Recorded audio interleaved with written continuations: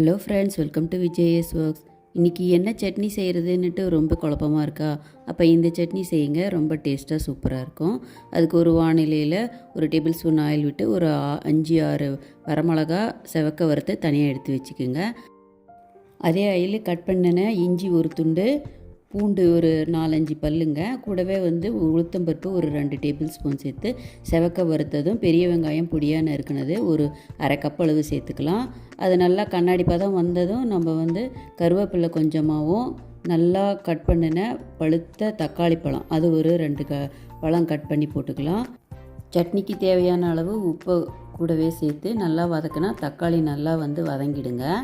இப்போ கடைசியாக புளி ஒரு கொஞ்சமாக போட்டு அந்த வறுத்து வச்சுருக்கிற அந்த வரமிளகாவையும் கூட சேர்த்து நல்லா ஆறுனதும் மிக்சியில் நல்லா நைஸாக அரைச்சி எடுத்துட்டேங்க. இப்போ இதுக்கு ஒரு தாளிப்பு கொடுக்கலாம். ஒரு கடலை எண்ணெய் போட்டால் நல்லாயிருக்கும். கடலை எண்ணெய் ஒரு டேபிள் ஸ்பூன் விட்டு காஞ்சதும் கடுகு, உளுத்தம்பருப்பு, கடலைப்பருப்பு, ஒரு வரமிளகா அரைச்சி போட்டு பெருங்காயத்தூள் கொஞ்சம் சேர்க்கலாங்க. அது நல்லா வாசனையாக ஜீரணத்துக்காகும். கூட கருவேப்பிலை போட்டு தாளித்து இட்லி கூட வச்சு இந்த சட்னி சாப்பிட்டா சூப்பராக இருக்கும். ஒரு தடவை கண்டிப்பாக ட்ரை பண்ணுங்கள். விஜய் சேனல்